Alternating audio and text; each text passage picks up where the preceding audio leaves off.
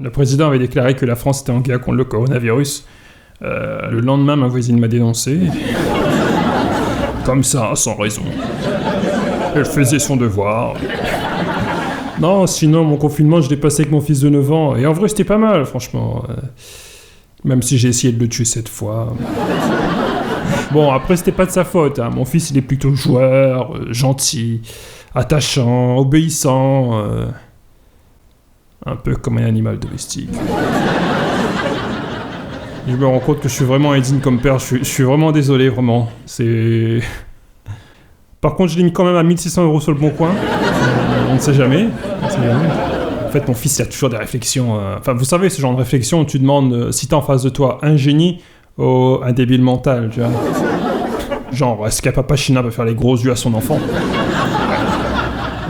Si manger des légumes, ça fait grandir, pourquoi il y a des végétariens qui sont petits ? Est-ce que le chanteur Black M, c'est comme le chanteur M, mais pour les noirs ? Ouais. C'est un génie. Ou il est con, je sais pas, mais vraiment, c'est...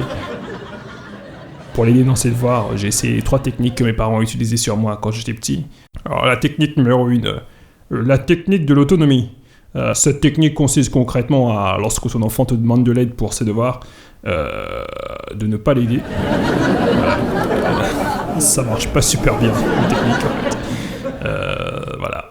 La technique numéro 2, la technique de la relecture de consignes. C'est-à-dire que quand ton enfant ne comprend pas la consigne d'un exercice, tu la relis encore et encore, jusqu'à ce qu'il comprenne tout seul. Généralement, c'est une technique qui ne fonctionne pas non plus.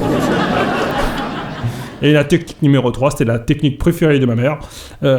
C'est la technique ultime. C'est une technique qui consiste à, quand ton enfant ne comprend pas un exercice, de le crier dessus. Ou à la limite de le taper, tu vois, mais...